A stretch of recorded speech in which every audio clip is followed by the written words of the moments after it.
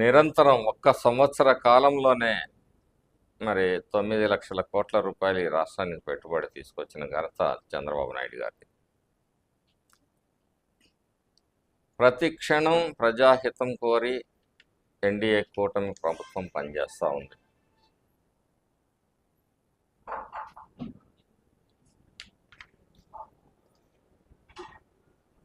మరొక సందర్భంలో రాష్ట్రం ఎప్పుడైతే ప్రశాంతంగా ఉంటుందో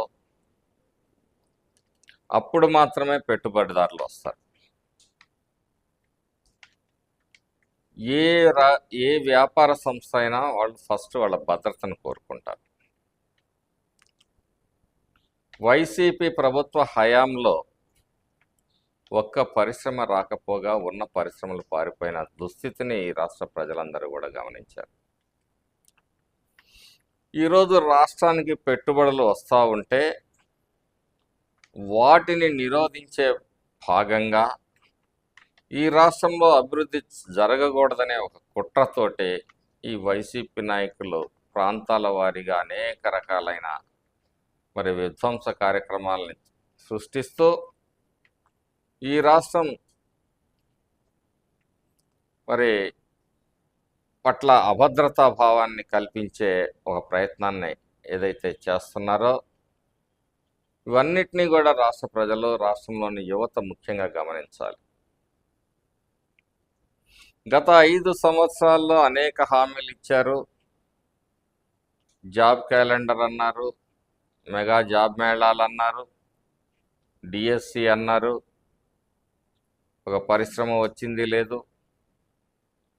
ఉద్యోగాలు ఇచ్చింది లేదు.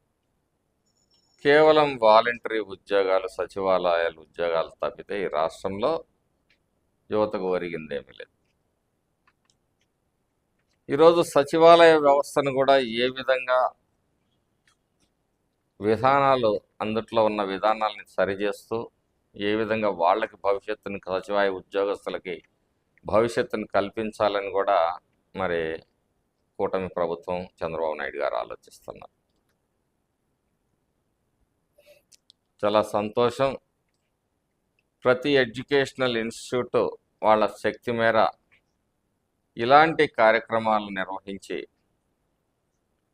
ఇక్కడ నిరుద్యోగాన్ని పారదోలేందుకు మరి ప్రయత్నం చేయాలని ఆ దిశలో అడుగులు వేస్తున్న ఎస్విఆర్ కృష్ణవేణి కళాశాల యాజమాన్య వెంకటరామి గారిని అభినందిస్తూ మరి ముగిస్తున్నాను.